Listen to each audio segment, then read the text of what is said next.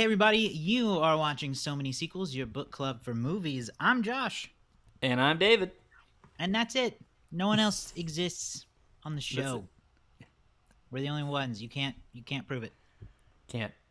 Welcome to another episode of So Many Sequels. We're going to be talking about Fantastic Four First Mm-hmm. Steps on this episode. So be warned that spoilers may leak out of our mouths at some point in the show. Although I think we are going to try to make a good effort to not ruin it because this is a new movie and this is a Marvel movie, and you got to protect the secrets of Marvel movies, right? And A any little comic bit. I book mean, movie, really. honestly, these days with the way spoilers are immediately up on TikTok and It's true. That is Reels and true. stuff, like I don't know. Like you have chosen to click on this video, so hopefully Yeah. you're aware that there might be some spoilers. However, the algorithm's just serving them up on YouTube Shorts, TikTok, Instagram, any of that stuff. It really is. If you enjoy the show, though, be sure you subscribe on YouTube. Please. Go to our YouTube channel, So Many Sequels, and subscribe there. We're trying to reach our next goal of 404 subscribers. You can also join us on Spotify or wherever you get podcasts. Mm-hmm. All right, let's get into Fantastic Four First Steps. Against the vibrant background of a 1960s inspired retro futuristic world, Marvel's first family is forced to balance their roles as heroes with the strength of their family bond while defending Earth from a ravenous space god called Galactus and his enigmatic Herald Silver Surfer. Before we get into our expectations and our thoughts on the movie, David, how has the opening weekend for Fantastic Four First Steps been? Well, pretty solid one so far. Opening to $118 million in the United States and $218 million worldwide. So your overseas gross around $100 million there.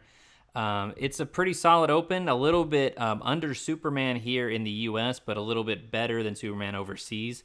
So kind of evens out. They actually finished, I think, within like $1 million of each other. These are numbers are being brought to you on Sunday, so we don't necessarily know the final numbers just yet. However, that's the best estimate they have, so might update that this time next week. But estimated budget on this is around $200 million, so it's already kind of in that zone of meeting where it needs to be. Don't know what the marketing was. You know, this had a big push during the NBA playoffs, I remember. They had a lot of Fantastic Four marketing around there. So I'm sure the marketing budget on this is pretty high. So I don't know what the break-even point is, but overall, a pretty decent splash. The first Marvel movie to open over $100 million this year with Thunderbolts and Brave New World both opening just under $100 million. So far, it's the number 12 movie in the U.S. just with that open, and it will most likely make its way into the top 10 by the start of next weekend. You know, we talked about, for years, we've talked about Marvel movies being kind of a huge blockbuster franchise, and there's been some unsteadiness with that over the last couple years. You had Deadpool and Wolverine opening to over 200 million last year. You've had a couple that have opened a little lower this year. So here we are, big splash. Overall, I don't think they can complain too much about this one. Sweet. Let's go ahead then and get into what our expectations were. What is your approach to Fantastic Four? Like, did you watch the others? Did you care Oh, about yeah. them? Oh, you did. So, I mean, I've never. So I'm often labeled as the comic book guy around here, amongst other things. But I've never been like a big Fantastic Four guy. Like Superman, when we talked about that a week or two ago, I love Superman. I love Yeah. Batman, Spider-Man. Even a lot of the Avengers characters, I've loved them for years. But I've never been that big on Fantastic Four, so my expectations were kind of, I don't know. I was just kind of hoping, like, can they just make a good movie and kind of like, can they inflame my imagination a little bit for the Fantastic Four? Because this has not necessarily been a group of characters that I've had that much love for. Like, I know their history, I respect their place, the fact that more or less they are the first Marvel comic book superhero group. Like, Marvel Comics, there's some so there's some earlier stuff before they became known as Marvel Comics that predates the Fantastic Four. But when they became Marvel Comics, the Fantastic Four was kind of the first thing that Stan Lee and Jack Kirby put together, predating Spider-Man and Iron Man, all that stuff. So mad respect, but also not really my favorite. So I was just kind of hoping this would stand out. The previous films were fine for their time, I guess, but they were never really that engaging for me. Yeah. My expectations were low. I'm in the camp of there's no Fantastic Four movie that's good. At least that was my expectation going into it. I saw the Mm-hmm. first one, like the first one. Eh. And then what is the second one? Second one is Whatever. Rise of the Silver Surfer. And then that reboot one in Mm-hmm. 2015. What is it? Doesn't that have like a 1% on Rotten Tomatoes or something? It's Just very low. Yeah, the one with Miles Teller and yeah. Michael B. Jordan's in that. Yeah. So I was really almost in the same Superman area of like, when we did Superman, we talked about, well, if James Gunn can't make a good Superman movie, and this one I'm like, well, if actual Marvel Studios can't make a good Fantastic Four movie, I don't know who could, because those movies were made by what? Was those were Fox, right? Yeah, it's 20th Century Fox.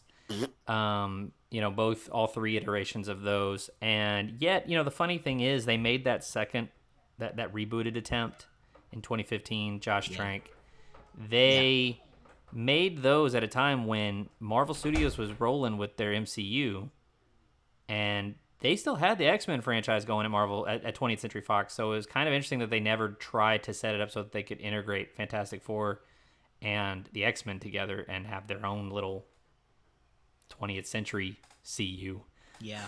Ugh. or something. But they went a different way with it. They went with a really weird dark reboot. Yeah, yeah. This time, like I said in the little intro there, we get something a much more 60s inspired, retro Mm-hmm. futuristic. I really Mm-hmm. felt like it was a Jetsons aesthetic, Mm-hmm. which I appreciated a lot. Well, and it reminded me a lot of the early bits of The Incredibles, which The Mm, Incredibles themselves take a ton of inspiration from the Fantastic Four. But sure. with the cars and the music I don't. It was just it really nailed that. I think. Yeah, to get into our reaction to the movie itself, my expectations being low was a good thing, because obviously it's a lot easier to it's a lot easier to be satisfied when they're low like that. And I Mm-hmm. was. I think this worked. I don't know that it was my favorite Marvel movie, but there's a ton of them. Um, I think it worked, and it was fun, and it was exciting in a lot of ways. Had a cool villain. We may talk about more as this stuff as we go on, but overall, I felt like it worked. Did you?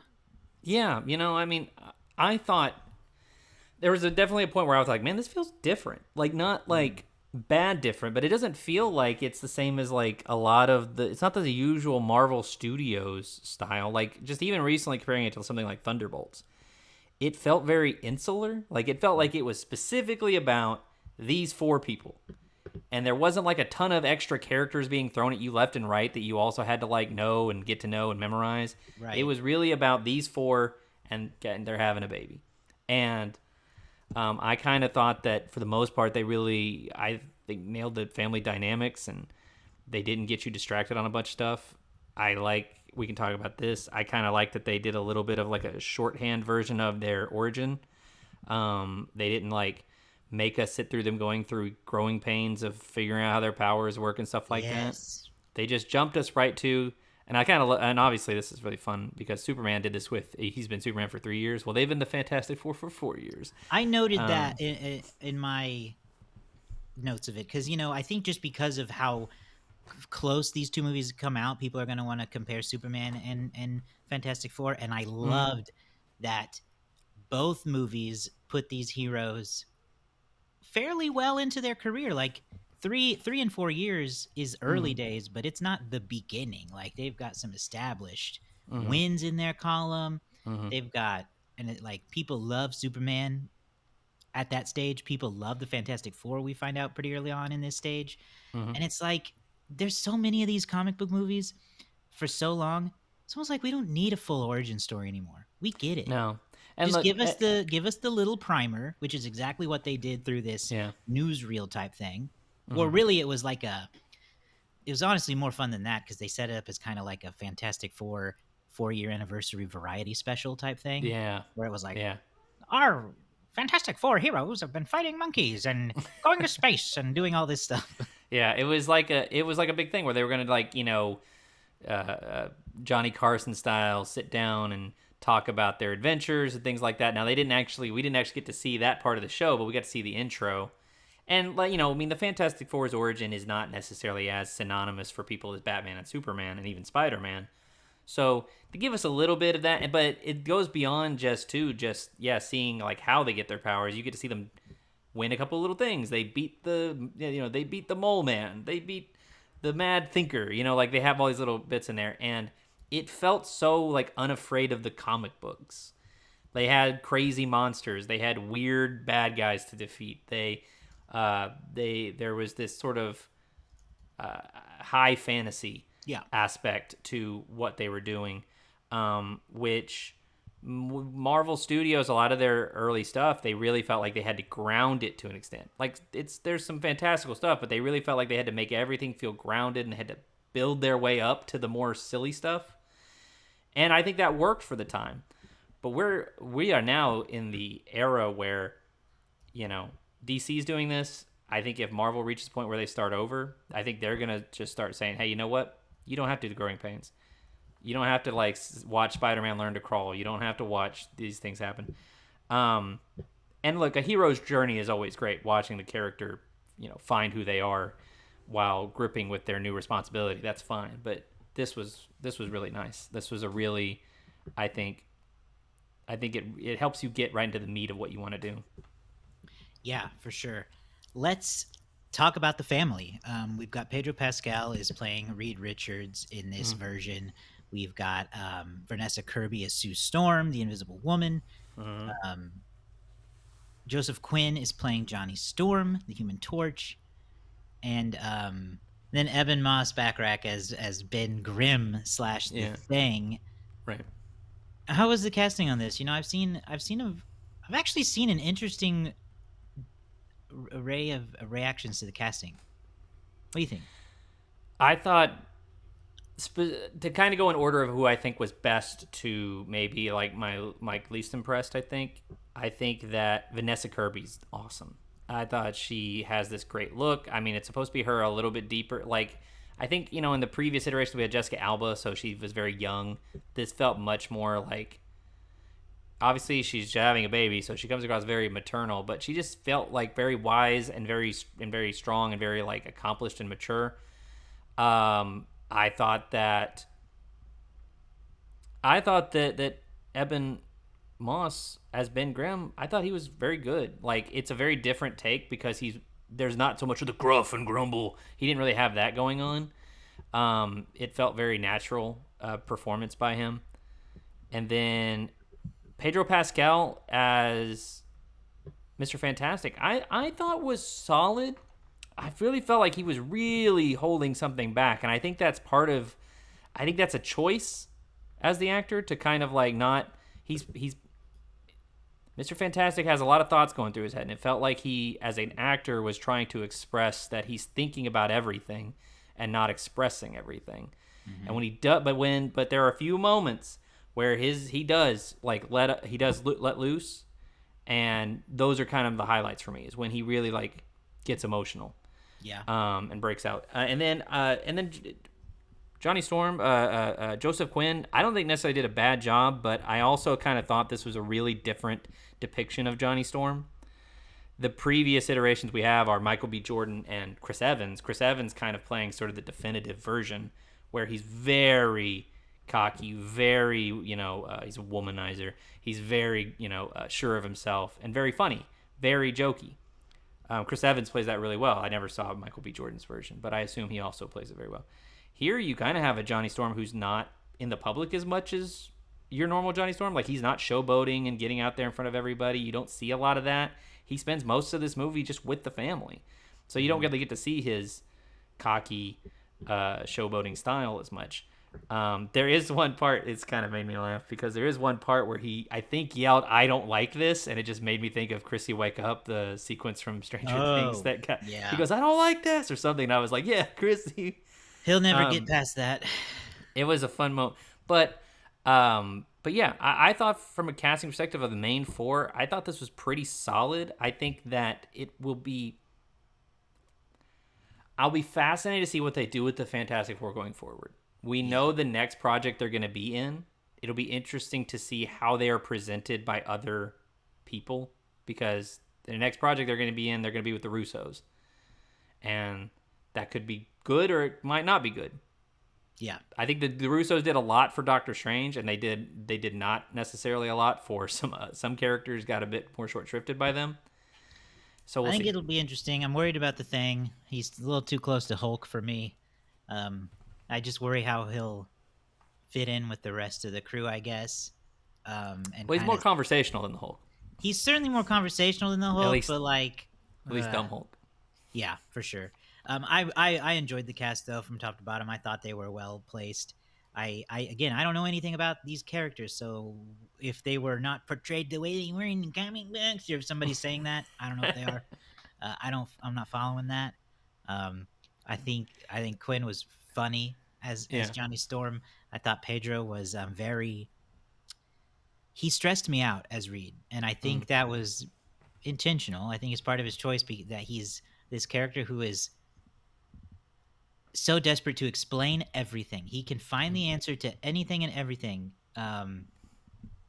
whether he can or not, I guess. And but also like he's willing to make decisions and think about decisions Yeah. that um, other people may not even consider, and that's really Oh, just interesting to get that perspective from him. yeah, he runs all the potentials, Like and Doctor he Strange, he feels runs like all of the there's an element of scenarios in paranoia. his head. Yeah, he's a little bit afraid that there are things he can't control. He's the smartest man alive or whatever, but there's still some things that he can't control. And yeah, there were some different aspects. You know, I want to talk about you talk about Johnny being funny. There was an aspect of this movie that I thought was kind of interesting. First of all, the first half hour kind of flies by, and then it kind of settles in once the Silver Surfer shows up. It kind of slows down a little bit in a good way.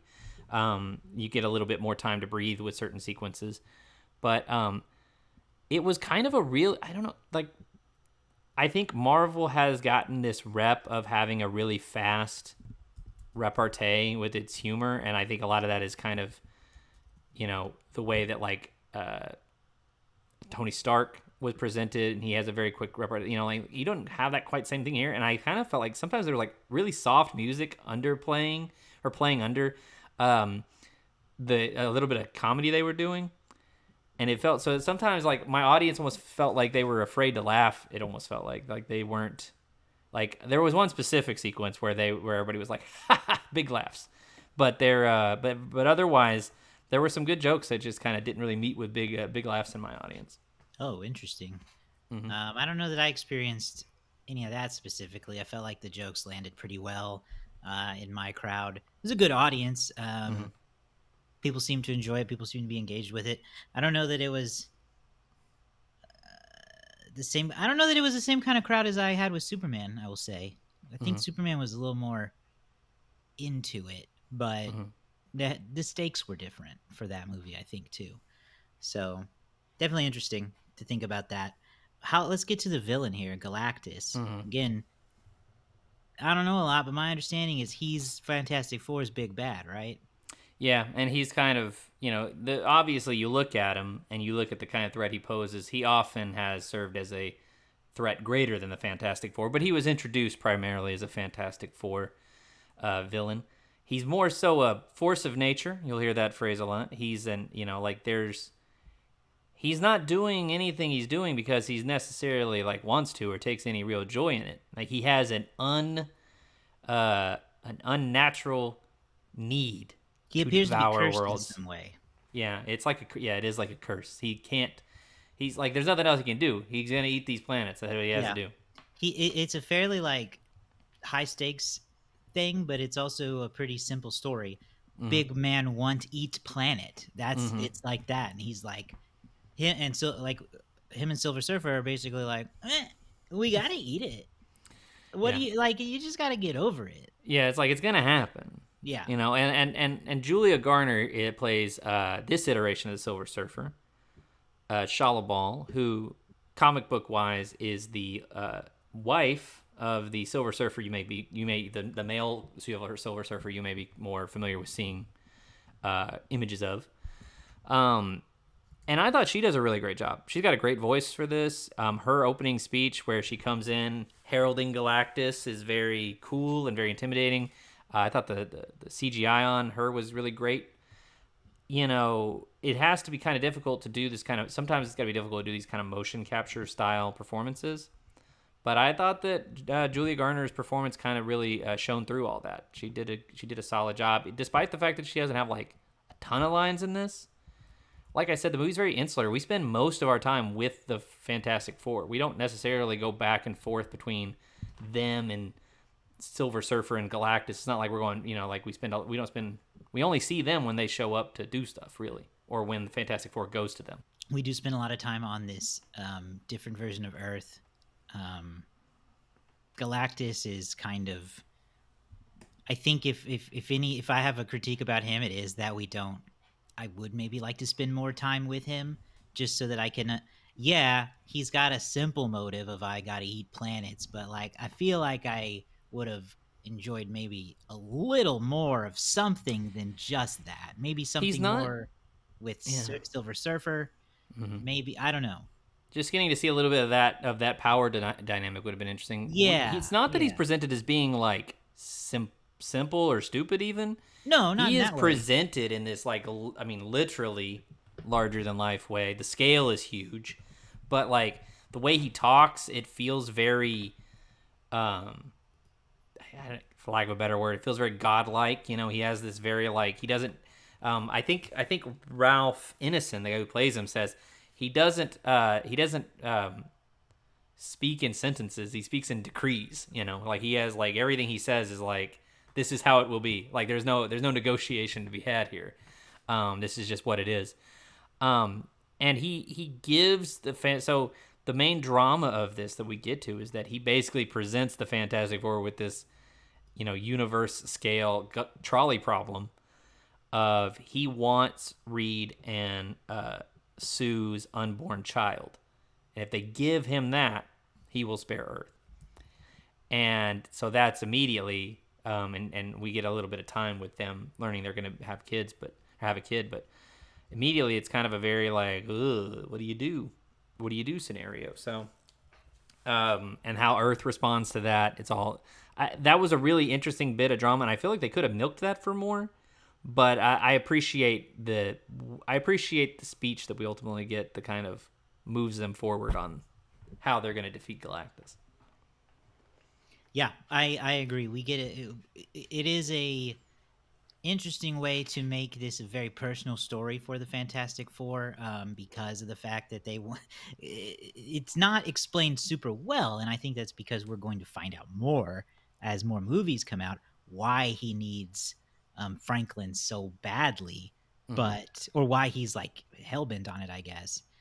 But things happen in the movie to indicate that maybe there is something special about Franklin. Maybe we will find out more again as time goes by. More of these stories come out, and I think that that's overall a good thing. It's good that it left us wanting more. I don't think that was a mistake at all. But just again, seeing maybe more of Silver Surfer and Galactus's dynamic, or we hear a little bit about their backstory, maybe seeing a little bit more of it outside of just her transformation. I don't know. Just some small critiques, if I have any, to pull out. Right. Well, I mean, one of my only real nerdy critiques is I feel like they could have let Mr. Fantastic be. I feel like they underserved his power set a little bit. We get some invisibility. We get some really cool force field stuff with Sue. Johnny's flying and flaming all over the place. And then the Thing is thinging. He's breaking stuff. He's clobbering. He's picking stuff up. Reed, outside of a couple of arm stretches, I feel like we don't really get to see Mr. Fantastic do any cool stretchy stuff. You're right about that. Let my guy be stretchy. The most he does is math. Yeah, and he's always doing math. The director, I included this here in the notes, the director said that they really wanted to focus on his brilliance a little bit more, because that's kind of the aspect of him that really separates him in the comics by a large degree. He's not the greatest superhero because of his stretchy powers. But I'm still saying, Like, I know that it might look a little silly, but they had the mole man in this. You can get a little crazy with Reed stretching powers. And I know it's kind of goofy to depict on screen, but I think they could have pulled it off. No, I get it. And what we do see is still like interesting on screen. I Yeah, think the stretching works. But yeah, I don't know. And maybe that's again something that we can see more of. I would like, as much as I that liked not getting the whole origin story, there is a part that's like, well, now maybe I'd like to see some flashbacks someday of like that trip to space yeah. that gave them those powers. Um, Things like that maybe we can see I more of it. I think there'd be a really interesting way of doing the Fantastic Four story where you do sort of like a dual narrative thing where you show flashbacks of them going on this trip, and then you're telling your modern story, but you have these like somewhat frequent flashbacks where you're kind of showing why this story in the past matters to this story today, kind of like what they did with Arrow a lot back in the day. Mm. But yeah, I just want, so I think this is, and I kind of mentioned this earlier, I think the Russos with Avengers Doomsday are probably going to go buck wild with Mr. Fantastic and his stretching ability, because the first Doctor Strange, we kind of only get like a little bit of an idea of kind of the stuff Doctor Strange could do. And then Infinity War, he's doing all kinds of bonkers stuff, multiplying and super crazy whips and turning stuff into butterflies. I mean, he was doing some serious cool magic in Infinity War. So I think we might see Reed Richards turn into like a tea kettle or something. I don't know. He can do some odd stuff.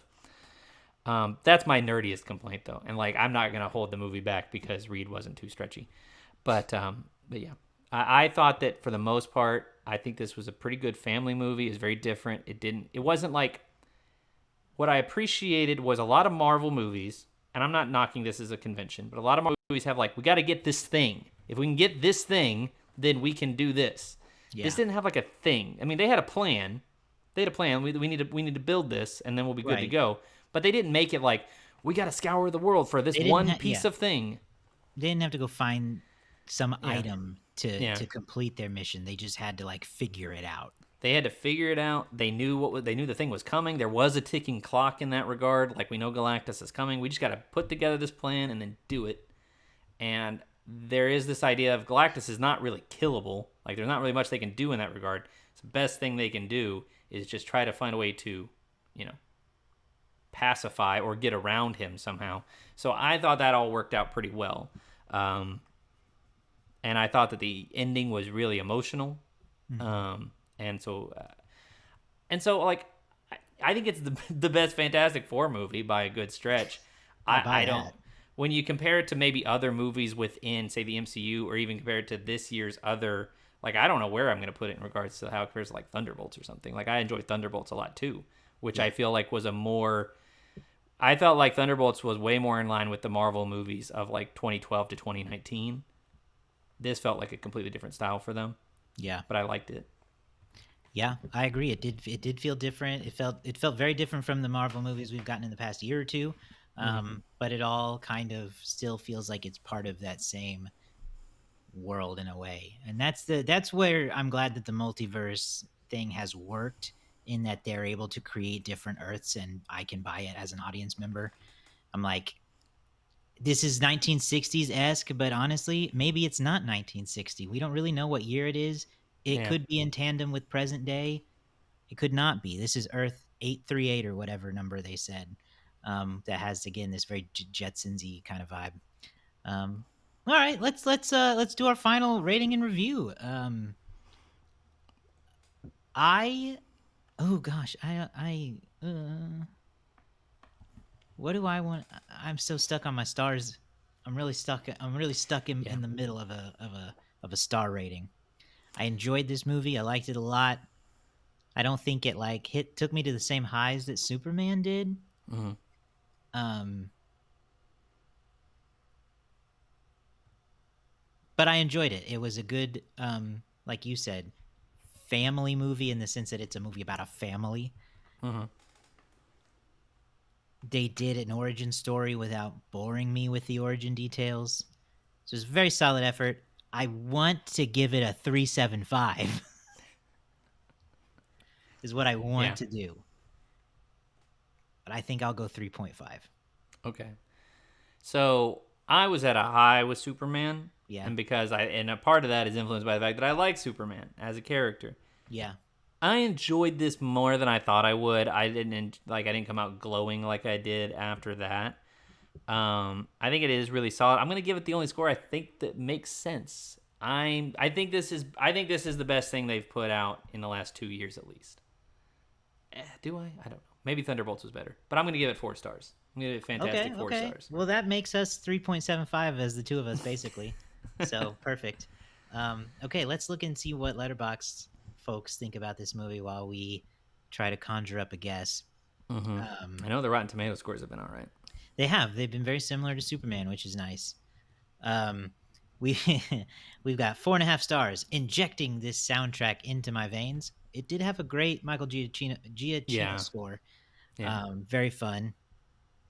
4.5 stars. This MF Galactus playing with Mr. Fantastic like he's a damn rubber band. that's We true. did. We did get some nice stretching in that moment. Mm-hmm. Um, 4 stars. Sue Storm was top of her class at the Wanda Maximoff School of Mothering. Yeah. Very good Vanessa Kirby mother moments.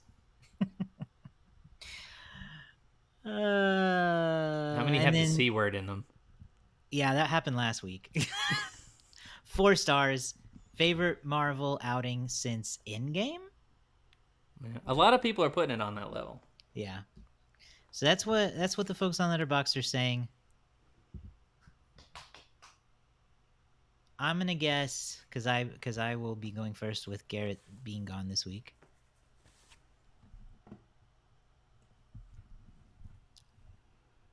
3.7. It's a good guess. I'm pretty positive it's not going to be as high as Superman was, but I'll say 3.4. Okay. Do. Okay, we do not have a direct hit this week. Okay. I overshot it a little bit, but you undershot it a little bit too much. This movie's a 3.6. 3.6. So I will be Okay. taking this win by the skin of my teeth. Yeah, well, so now I actually didn't. I actually haven't gotten to the end of last week's episode. Did Garrett or you? Who won last week? If I remember correctly, Garrett did win, but I think Garrett got a double. Or I think he Ooh. got a whatever we call it, I'll have to go back and double check. But a direct hit. That's what it was. He got a direct. as hit. of right now, if Garrett has a direct hit, then he's in second place. I'm at 12. Garrett would be at 9, and you would be at 8. Now, if Garrett only got a 1-pointer, then we're at 8. Did you guys do one for Eddington as well? I saw you guys talked about. No, I just talked about Eddington on my own. Okay, all right. You had the chance to really pad stats last week. That's true. Missed out. Well, but anyway, he padded stats with his direct hit at least. well, 3.6. I think that's fair enough. I have seen some negative reviews, some people who didn't care for it. And some of their complaints, I guess I understand, but at the same time, they just don't. They're not there. They're not quite as there for me. I think I do kind of want to watch this one again, which there's been a couple of MCU movies lately I did not have that feeling of wanting to watch again. So I think I am interested in seeing this one again, kind of seeing how it holds up on a second viewing. Yeah, the 2005 Fantastic Four has a 2.6. Rise of the Silver Surfer has a 2.4. And Fantastic Four 2015 has a 1.3. Goodness. So should we watch that? Maybe just for the hell of it, but it sounds so we like can get Superman Quest for Peace out of our bottom one. That's our lowest. Fantastic Four First Steps at 3.6 is a solid point above the highest ranking. That is wild. I would have really thought that nostalgia would drag up the first Fantastic Four to at least a 3.0 or something. I guess not. 2.6, you said? That's bad. Yeah, 2.6 for that first 2005 one. Wow. Yeah. Okay, well, that is Fantastic Four First Steps. Go see that in theaters now. It's out wherever you have a theater in your city. We'll be back next week with more movies. That's what I can promise you. So be sure you subscribe at YouTube. You go to our So Many Sequels channel on Spotify or wherever you get podcasts. We're available on all those apps. And then SoManySequels.com has links to all of our past episodes and social media profiles where you can follow us and let us know what you thought of Fantastic Four First Steps. We would love to hear from you. We will see you all next time. Bye.